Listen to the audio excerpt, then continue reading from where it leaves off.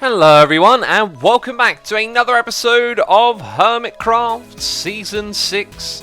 Gonna start this one off with a little bit of a social media plug, which is what I do every now and then. We had a viral video on the channel, if you're unaware, my Minecraft 1.14 and 15 video, which was made after Minecon, has gotten over 1 million views in under a week. That's an absolute record on this channel. So a massive thank you to all of you for checking out the video and supporting the channel. Of course, I do appreciate it. If you check out the description box down below, you'll find that I'm on Twitch, I'm on Twitter, you can follow me on Facebook. Any way you want to use to get hold of these videos, there'll be all of that stuff in the description box down below. So thank you again, and let's jump into this episode. I want to update you on what's going on with the Phantom hunting season. Of course, I gotta deliver another gift into the chest, and I figured I would put in a stack of some of that super hard to get blue ice. Bam, there you go, another prize to get in this competition. And also, I'm going to show you the current scores of the competition. Let's put this command in here, and it's going to display it on the side of the screen so we can see everyone who's playing, not just whoever's online, which happens to be me. I'm up to 10, and I'm clearly not going to win. Cubfan is in the lead with 150, and last time I checked, it was actually Cleo in the lead. Now, Cleo is definitely the underdog. We all know that Cubfan's like the crazy mad genius with his scientist lab coat, and I wanted to give Cleo a helping hand in this competition, because I want to see Cleo win myself, because she's the underdog here for sure. So, I've got this axe right here, Asuma's Wither Slayer, and it has Smite 5 on it. Now, because it's an axe, it does a little bit more damage than a sword, but with Smite 5, it will actually one-hit kill the phantoms. I've been doing it myself, and I think we should make one of these and give them to Cleo. Now, to clear this on the side of the screen, I am going to do that. Bam. And it will go away. So, first thing we're going to do in this episode is make another axe and hand it over to Cleo. So, I'm back at the base, picking up books, getting ready to enchant this axe, and I just want to say, where do they keep spawning? I can't figure it out. Like, how are you able to spawn here? I reckon... Oh, jeez.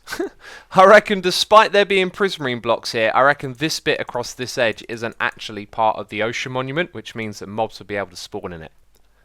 Cleo, keep slaying those phantoms. We can't let Cub win. Signed by me. Look at that. I'm breaking free. Smite 5, Efficiency 5, and Mending. That is a mighty, mighty axe. And, by the way, this area, oh my goodness me, it is wonderful. Not only have you got the volcano and the pirate islands, the ship looks fantastic. The pirate cove over here looking pretty spectacular. And there's a new building over here as well that looks really interesting. Eventually, we will build something piratey themed in this area. And what has happened to the top of the statue? Okay, it's come back in. That had me slightly alarmed for a second there.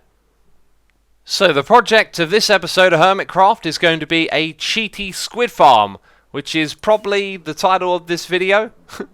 And to get to this squid farm, we need to head over to the ice farm where we've been working the last couple of episodes. And I've started to traverse the nether with my elytra and rockets as I get familiar with the layout. This right here leads us over to the giant gravel patch, and then just beyond it is our portal to the ice farm.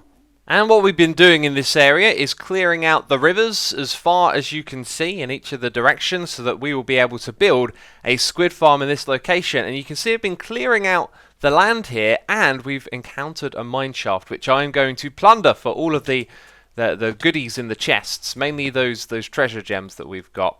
Over here though, you'll see that the edge of this area is kind of funky, and that's because this is not a river biome. Squids are going to spawn in the river biome. You see the difference? Middle left there. So I've gone around and made sure all of that's correct. And then I've sort of cut off the sides here and over there. That's also a frozen river in that space. I'm not sure if squid actually spawn in the frozen river biome. That's something to be myth busted, right? But I decided to cut it off there just in case. So inside of all this space right here is where the farm is going to be built. And I need to double check the numbers and try not to fly into cobwebs as well. That would be nice. But we are around, 46, and I believe that is where the squid stop spawning. So this will be the bottom of the farm when we build it. And I'll tell you what, this is very slow and very, very annoying. Oh, look at that. I look silly. So as you can see, the remains of the mine shaft have been cleared out from this area. I did some exploring and I gathered up a ton of cobwebs. I reckon a stack of this should go into the phantom chest for the next episode. So I'm glad that we got all of those. I've also been figuring out where exactly the player is going to stand in relation to this farm, because we need to be 24 blocks away from the edge of the farm, otherwise squid won't spawn in that part if we are too close to it. Now, to make things more complicated, I have found a spawner, and I think we shouldn't pass the opportunity to combine this with our farm and make it both a squid and a spider farm as well. But the thing you need to know about this farm is that we're going to be using the sword because it has looting on it. So we're going to bring the squid to us, kill them with the sword so that we can get squid heads from this as well. Now, one of the things I had to do to calculate where we, the player, is going to stand is a little bit of sort of math, I guess you could say. If you imagine that there is a circle around the player, or better yet, a sphere, it's got to be 24 blocks away. So when you're in a straight line, that's 24 blocks. But when you're at a diagonal, then it's a little bit more confusing. So if I look out like that and I move my cursor around to the side, it comes a little bit closer towards us before it goes back out again. So the distance to this space is actually shorter, and I've calculated that it would be 17 blocks. And I think that's true of a sphere as well. So when we go downwards like this, I actually think it's less than 17 blocks, but all the way at the bottom there, we do not activate the spawner over on this side, which is unfortunate, because I think we'd have to stand in a strange position because this is too close to the farm, and then some of the farm won't get activated. However, because I was exploring the mineshaft, I actually found another spawner over in this direction, and this one's kind of level with the bottom of the spawning area. So if we go 17 blocks in this direction from the bottom there, that would be this point. So we could stand here, and then squid would be able to spawn in the closest part of the farm, because of course we want them to be able to spawn in all of the farm. And when I'm standing here, we are also activating this spawner that is real close nearby. So I think we're going to end up standing somewhere in this location. So, slight change of plans. After thinking both of those ideas through again, I kind of reconfigured the spot over on this side to activate the spawner there. I think that's actually the better choice.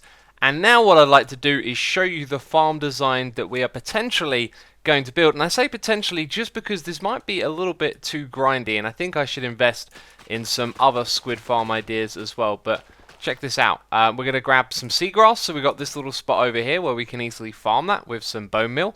And then we're going to exploit a bug in 1.13, and it's very blatantly a bug, and if it gets fixed in the future, I am fine with that. But it should be one of those bugs that sticks around after you've built it, because it's based on updates. So I have 2 buckets of water here, and I'm going to put both of them in. Then I'm going to place down that seagrass, and can you place seagrass on top of it? You can't, because we need to make it into long seagrass. So there we go, we've got long seagrass, and now I'm going to break the blocks on the side. And the water actually just stays there. It just stays exactly there, right? So now a squid can spawn inside of here, and I had actually done some tests. It turns out squid will spawn in water with a plant like this in, and then it's just going to flop out of the side. That's the first thing that it's going to do. So we can have a column like this, and I can repeat the process at the next height. And because it's wedged into the corner, even though this bit over here squids don't spawn in, we're going to dig that away. Can I actually... I think I can dig it if I do there, and then there, and that doesn't actually update the water. Yes, so we'll have like a gap on that side so the squid can fall down this side as well. So we are going to stick to this design.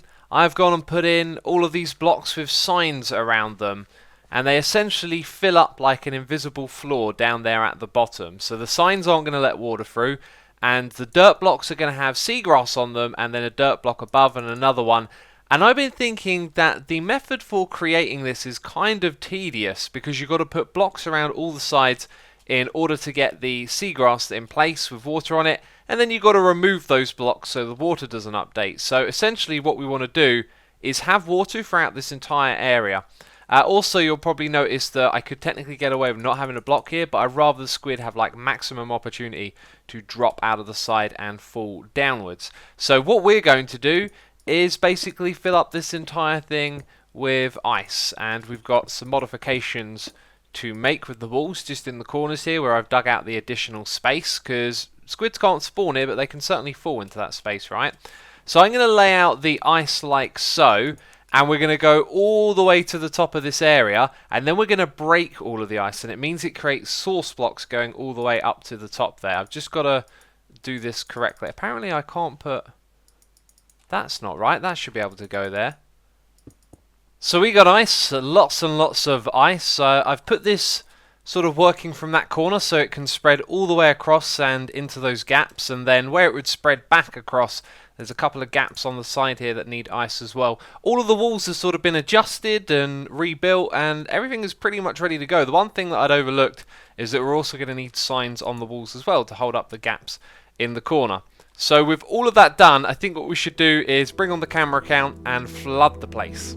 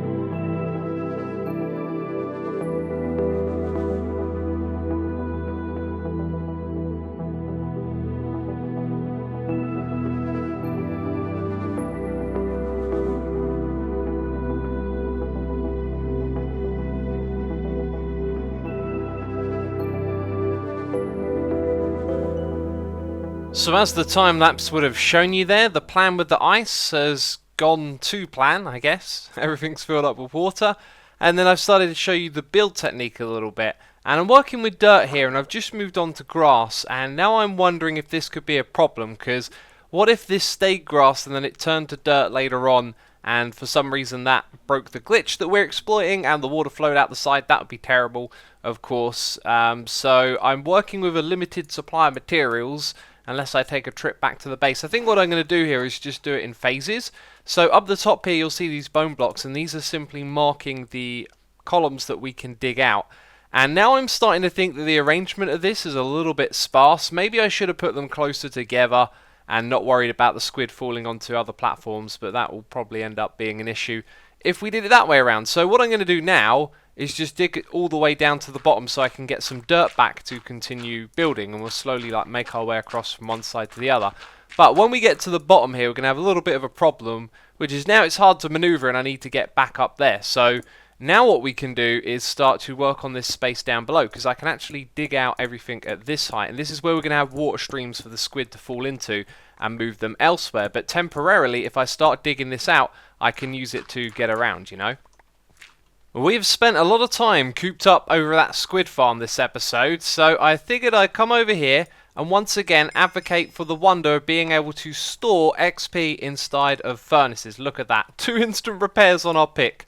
Just wonderful. And you may have noticed the furnaces are not running. For some reason, something or other has happened to the flying machine over there, so I need to go investigate and fix it. But while we're taking a break from the squid farm, it's a good time to announce that there's going to be another Hermitcraft live stream weekend this weekend on the 13th. Saturday the 13th, the thing will be on the screen. It'll have the time zones, and you can also go to livestream.hermitcraft.com now, and there you can get links to each of the channels for the hermits who are streaming. So I was able to fix it, and now we have a massive bombardment of kelp coming into the system, because that is a full tank harvest right there. We should see all of these furnaces starting to light up, because the hoppers above them are all going to get filled up as well. Whoa, there it goes. It's coming round to this side now. Look at that.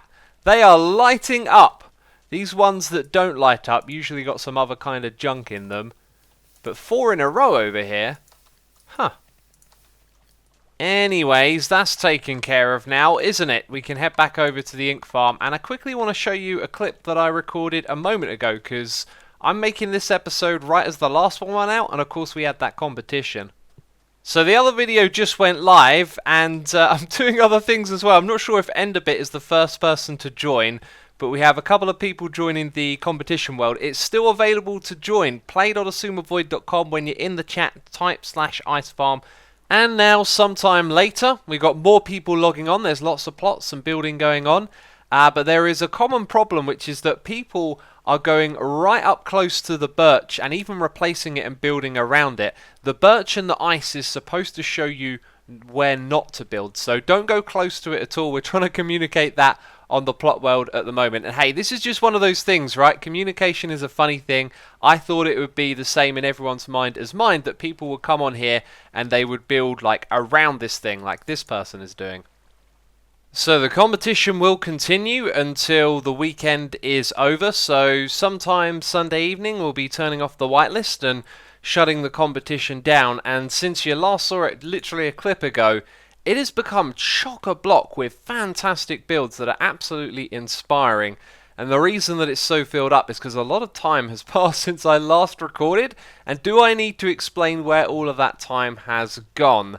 I think this might be this season's biggest amount of time spent playing in the world between recording each of the clips, you know.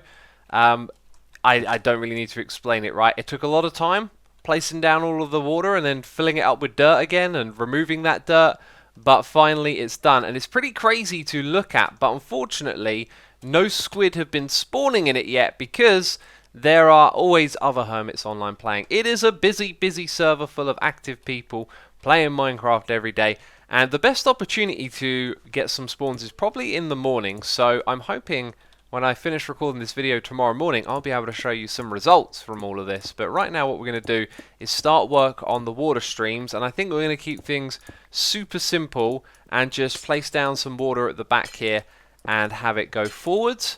And then from there, I'm not sure entirely what's going to happen. In fact, maybe the water streams will end up being a little bit unusual. I'll figure this one out. So yes, I went for unusual, individual and spectacular, and you can't really see it from up here, but once you're down in the area at the bottom, it's pretty unique, it's pretty individual. Well, those were the words that I just used a second ago, right? So I've gone around and put in source blocks in various places and made sure there are no dead spots anywhere, made very sure of that. And then on occasions there are moments like this where the water actually drops down here, and that's because we need to wiggle all of these water streams to work together and guide this squids to a single spot. So sometimes they might take sort of abstract paths, so they get pushed over here and then pushed this way and come back across, but in general they all sort of head towards the exit, which is this point right here. This is a bit of a tricky water stream. You can see it sort of goes down and around, and then it goes round the corner, and you know where that bit goes to, right? So let's just step back for a second. You can see how it works over here, and then let's follow this thing down here. I'm going to get stuck inside it as if I were a squid, which I am not. And at the end here you can see that we've got these two blocks. I just picked those up for an idea that I had, realised that it wouldn't have worked, and then rearranged them like this. So either player just sort of stand here and AFK click like that. Problem is we've still got hermits online, and Cleo is up to 300. 300's Phantom Flame. I've got a hunch who might be winning this competition. My friends, we won't get an opportunity to check out the squid farm in action until the morning when I'm the only hermit online. So I got something cool to show you, and no, it's not the casino. I'm not here to gamble, that's the sucker's game. I've now got two things to show you, because Scar's informed me that his build is all ready to go. But in front of us we have the Hermit Rail Network, and I wanted to fly over here and check this out for myself. This is looking incredible. This is the main station that's going to connect all of the different hubs together for the rail network, which is going to allow you to traverse the entire server with minecarts. Now I know what you're thinking, we got rockets, we got wings, you're absolutely right, but every now and then it's nice to take the scenic route, isn't it?